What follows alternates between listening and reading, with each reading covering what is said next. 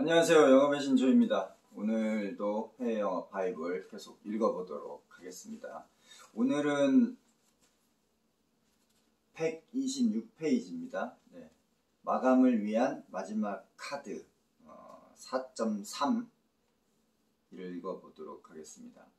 이 장에서 이야기하는 마지막 카드는 개인적으로 좋아하지 않는 방법들이다. 하지만 알고도 쓰지 않는 것과 모르고 벼랑에 몰리는 상황은 결과적으로 큰 차이가 있으므로 모든 부분을 설명하기 위해서 공개한다. 특정 기관 독점권 부여에 대해서 먼저 이야기해 보도록 하겠습니다. 6월까지 상반기 마감했지만 하반기에 추가 매출이 너무도 간절한 경우에 적용할 수 있는 방법이다. 지금까지 대리점 사장이 영업사원에게 독점권을 요구했지만 영업사원이 칼자루를 쥐고서 지금까지 오픈 시장을 유지하고 있는 상황이다. 이와 같은 경우에는 당해 연도 7월에서 12개월까지 6개월과 다음 연도 1월에서 6월까지 6개월 총 12개월을 독점권 판매를 부여하고 최대한의 매출을 유도로 하는 방법이다. 대리점 사장이 최소 2년 이상 독점권을 바란다면 해외영업팀장과 잘 협의해서 진행을 한다. 이 내용 431절의 내용은 무슨 내용이냐면, 그러니까 상반기 마감을 했는데 그 마감한 총 예상 금액 또는 하반기 마감 총 예상의 합이 목표 대비 이제 달성이 조금 어려운 경우를 얘기를 합니다. 그래서 그렇게 되게 되면은 목표는 달성을 해야 되기 때문에 고민을 해야 되는 거죠. 근데 이제 상황이 대리점에서 바이어 측에서 독점에 대한 판권을 지속적으로 계속 달라고 요구를 한 경우에 이제 해당합니다. 그러면 이제 상반기 마감했기 때문에 7, 8, 9, 12월까지의 그런 6개월이 남아있잖아요. 근데 보통 그 독점권에 대한 부분은 최소 1년 단위로 계열하기 때문에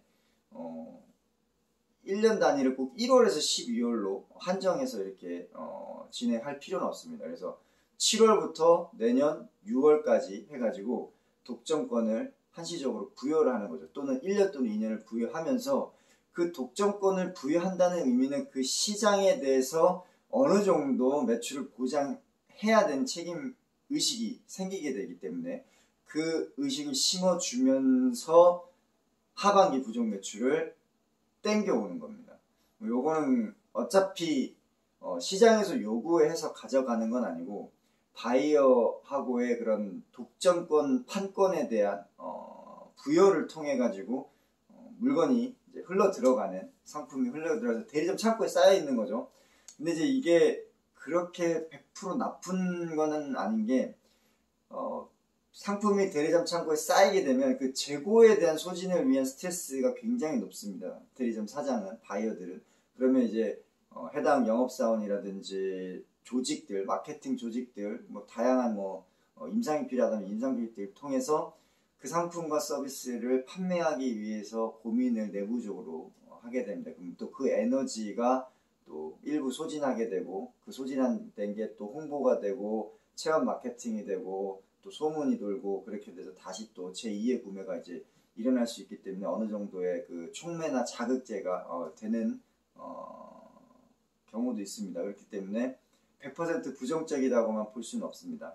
하지만 영업사원 관점에서 봤을 때 상반기 마감이 너무 어렵다, 하반기 매출이 좀 필요하다, 그럴 때는 지금까지 대리점 바이어가 독점권을 요구한 케이스 같은 경우는 1년 또는 팀장님하고 얘기해서 2년을 주면서 책임의식과 함께, 시장에 대한 책임과 함께, 그리고 일정의 매출을 이제 푸시하면서 매출을 땡겨올 수 있는 방법을 했습니다. 4.4장에 있는 건 제가 그렇게 좋아하는 방식이 아닌데 여기 몇 가지가 쭉 있는데요.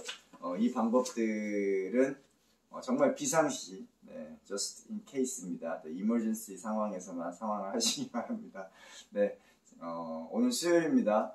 힘찬 수요일 되시고, 이제 꺾이니까 목요일하고 금요일 이틀 남았죠. 오늘만 참으면 파이팅 하시기 바랍니다.